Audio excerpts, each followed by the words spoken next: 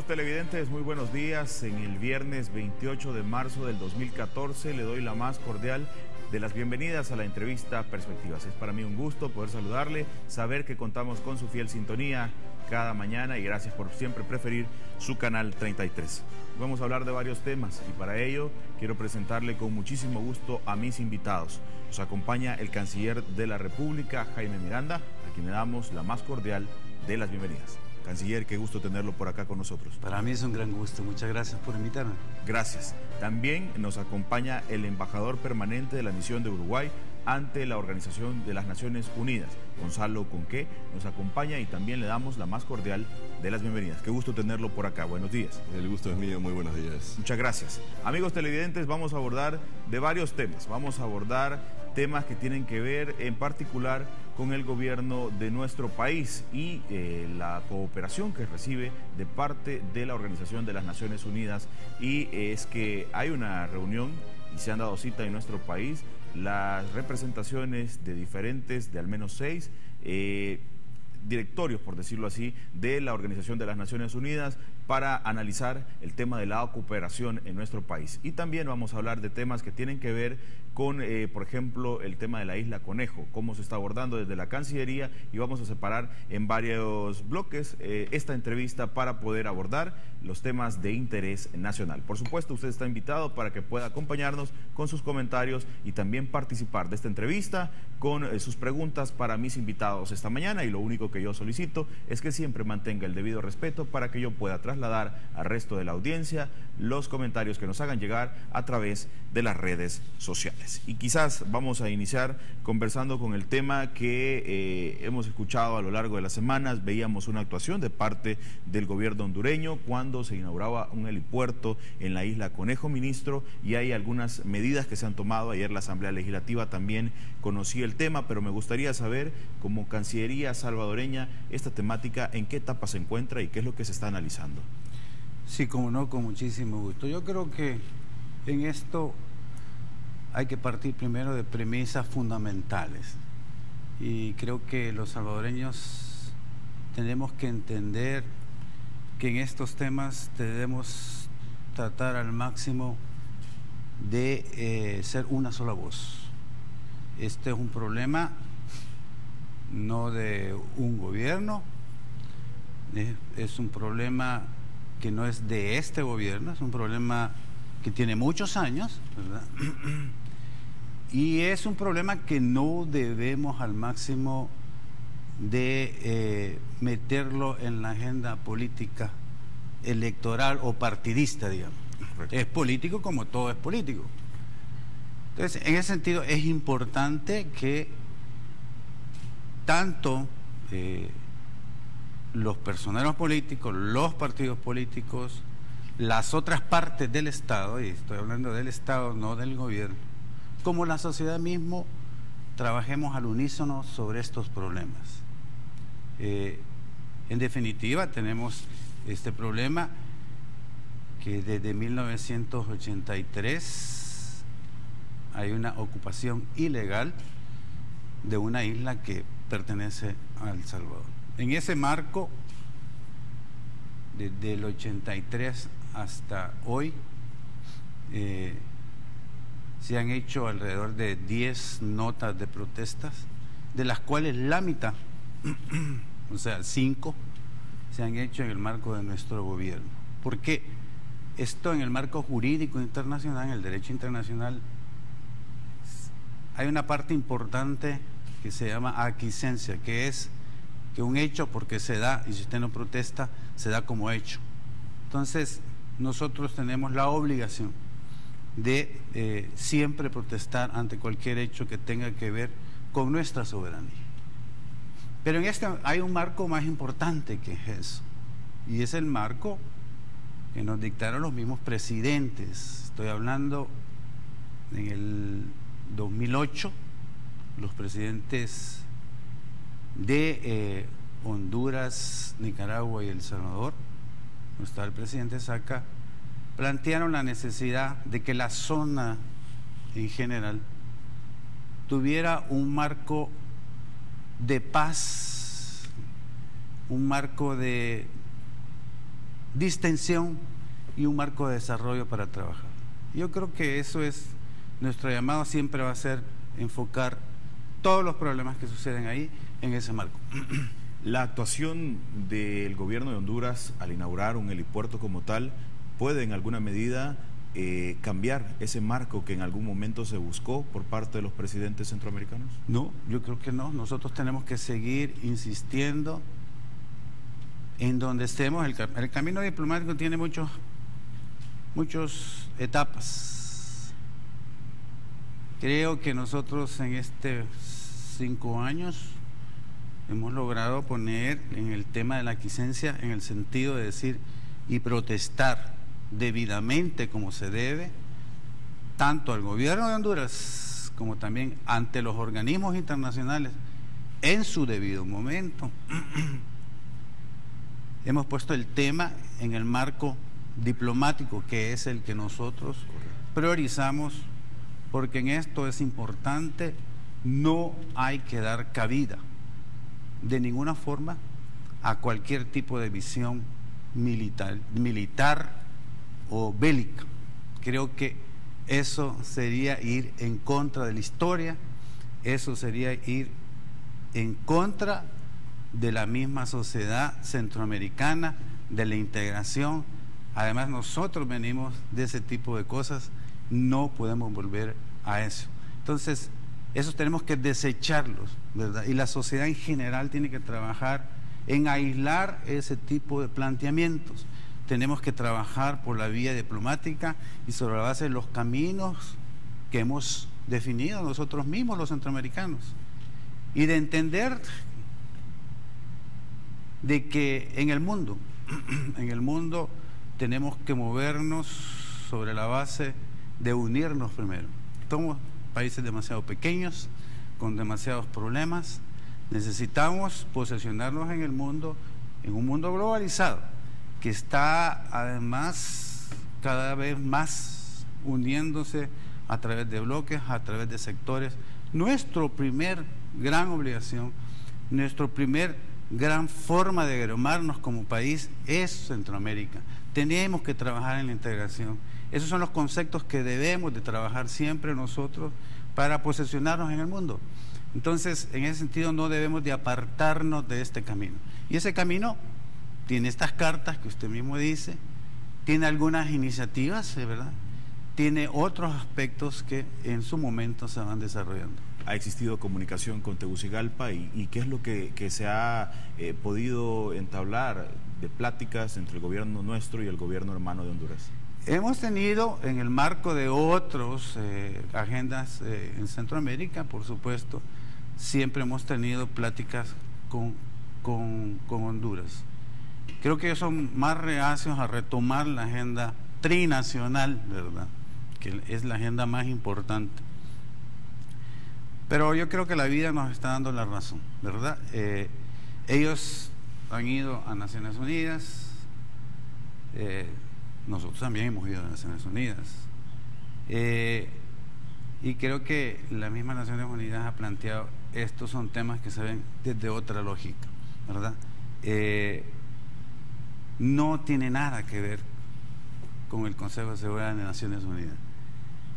Nosotros debemos al máximo de ser cuidadosos en manejar este tema, porque puede haber alguna tendencia a querer hacer eso algo con repercusiones posteriores, ¿verdad? En este momento podemos entenderlos. Nosotros siempre seguiremos haciendo el llamamiento a que nos entendamos en conjunto. En los canales de la diplomacia, y quizás para ir cerrando este tema, ¿qué es lo que sigue referente a las acciones a tomar de nuestro país? Fíjese que hay algunas iniciativas que Naciones Unidas está planteando, ¿verdad? Hay que van en el marco de entender el papel de los 3 países en la zona. Y eso es muy importante. Creo también hay pendientes algunas reuniones. Entiendo que el presidente electo va a tener reunión con el presidente de Honduras. Todos estos son marcos diplomáticos importantes. Creo que debemos de retomar esa agenda que comenzó en el 2008, se reiteró en el 2012, con el presidente Lobo, el presidente Funes, el presidente Ortega. Y ahí se avanzó creando comisiones de trabajo. Eso hay que retomarlo, hay que volvernos a sentar y trabajar con una visión de futuro, siempre desde la perspectiva de entender de que unidos somos más que separados y peleando. ¿Elevar este tema a la Secretaría de Integración Centroamericana sería una posibilidad? Siempre ha estado presente en el sistema de integración centroamericana. Lo que pasa, aquí hay un marco importante, el marco de seguridad democrática que establece. Esa es una buena posibilidad también, no saliendo del marco mismo de la integración. Por supuesto que todos los caminos son válidos, siempre de la vía que nosotros hemos definido. Bien, amigos televidentes, vamos a hacer la primera pausa comercial. Siga con nosotros.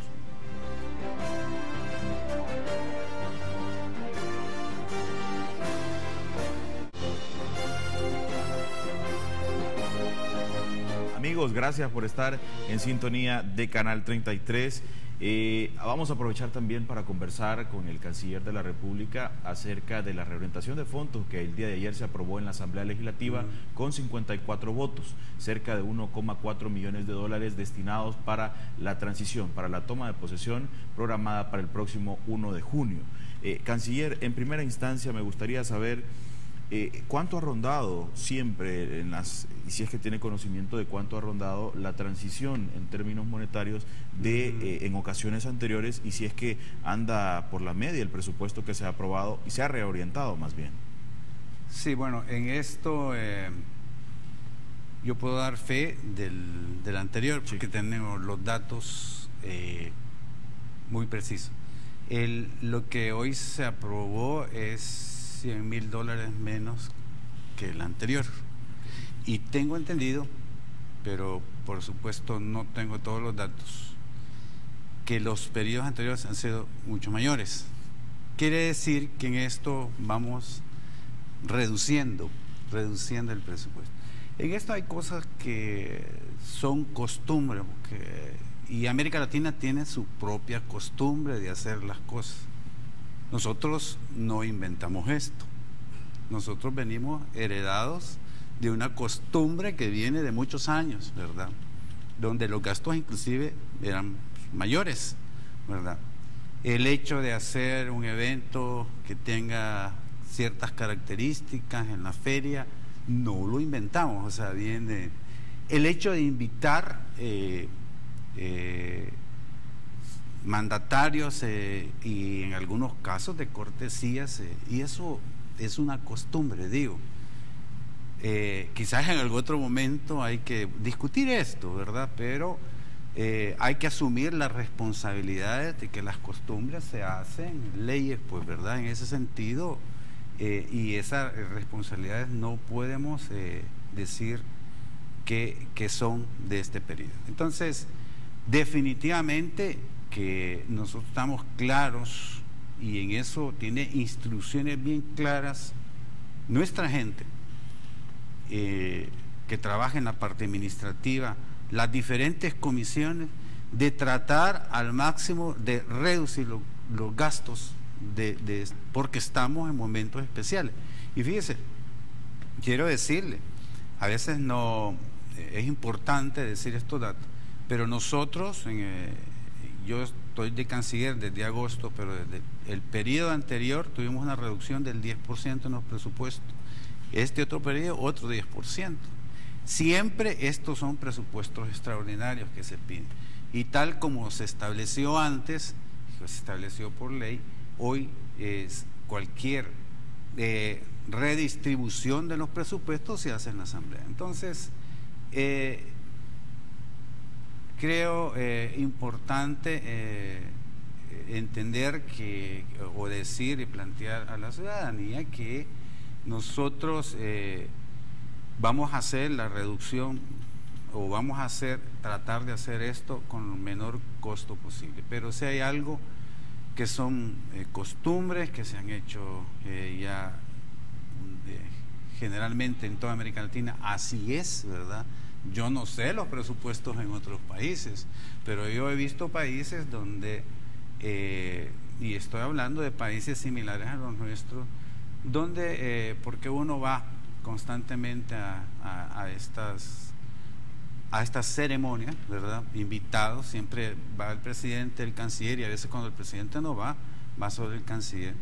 Y en algunos otros países creo que andarán con presupuestos mucho mayores que el nuestro. Quizás antes de preguntarle en qué se distribuye este presupuesto, quizás nada más traer a colación, por ejemplo, que en Costa Rica, que se tiene previsto, se haga también un traspaso de mando pronto. Son cerca, según periódicos internacionales, cerca de $280.000 los que se estarían gastando, y tal vez para sumar a esa información, el relevo del rey de Bélgica costó 235.000 euros. Sí. Entonces, ¿cómo se justifica que en nuestro país haya un gasto de 1,4 millones de dólares, y en qué se distribuye este dinero?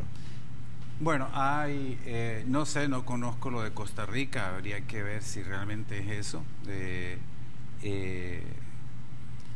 En el caso de otros países europeos tienen otra forma de hacerse, ¿verdad? Yo lo que puedo decirles es lo que nuestra experiencia ha sido. El anterior, el actual es menor. ¿En qué se gasta?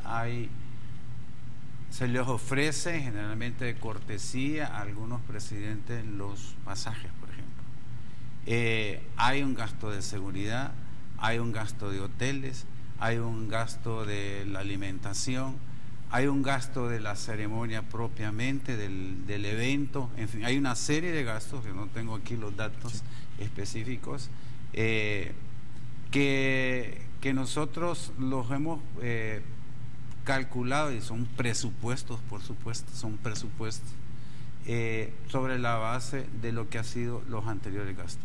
Me gustaría escuchar su opinión en particular, canciller, sobre que este presupuesto ha sido reorientado de áreas como educación, seguridad, para poder cumplir con esta, como usted ha dicho, tradición del traspaso de mando, que todo lo que implica, los boletos para los presidentes, la estadía, el tema de seguridad, pero que estos fondos hayan sido reasignados de áreas como educación y seguridad. Bueno, aquí lo que hay que analizar son los niveles de ejecución de los presupuestos, ¿verdad?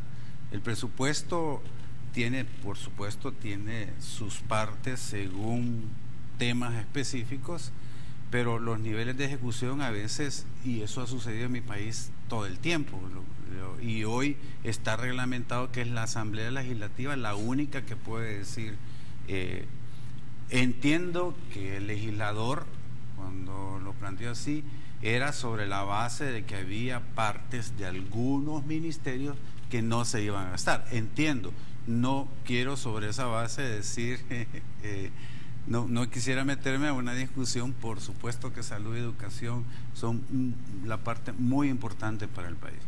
Yo quisiera asegurar que definitivamente eso es un presupuesto, y que vamos a, ya que esto se aprobó, vamos a hacerlo con el menor costo posible, y es importante que la ciudadanía conozca también después un informe de en qué se gastó lo que se gastó de ese dinero. Por supuesto, en esto hay el gobierno de El Salvador tiene su propio marco de cómo transparenta, ¿verdad? De dar rendiciones de cuentas específicas, y con muchísimo gusto se puede hacer. Canciller, y quizás para terminar, el tema de la austeridad es una palabra que se ha venido mencionando a lo largo de esta administración. Administraciones anteriores también lo han mencionado, pero el tema de la austeridad, ¿qué tanto le permite a un país como el nuestro cumplir con cortesías a jefes de Estado cuando hay otras demandas que también tienen importancia en nuestro país? Por ejemplo, el tema de la educación, el tema de la seguridad. Yo creo que tenemos que ir poco a poco a disminuir ciertos gastos y a redistribuirlos en las partes fundamentales. Esta es mi visión personal, ¿verdad? Yo creo que sobre esa base tenemos que ir, como venimos, bajando en este tipo de gastos y metiéndolos en otras partes fundamentales. Creo que poco a poco tenemos que ir redistribuyendo mejor nuestro presupuesto en las necesidades más esenciales del país. Quiero agradecerles a los dos por venir esta mañana y compartir con la audiencia del Canal 33. Señor embajador, muchísimas gracias por acompañarnos. Le quedo agradecido yo. Muchas gracias. Canciller, qué gusto tenerlo por acá en la entrevista Perspectiva. Muchísimas gracias por acompañarnos. Para mí es un gran gusto. Gracias. Sí. Amigos televidentes, a ustedes también, gracias por habernos acompañado a lo largo de esta semana. Le invitamos para que se quede con el Canal 33. Hay más información para usted. Deseamos de todo corazón que tenga un excelente fin de semana. Buen día para todos.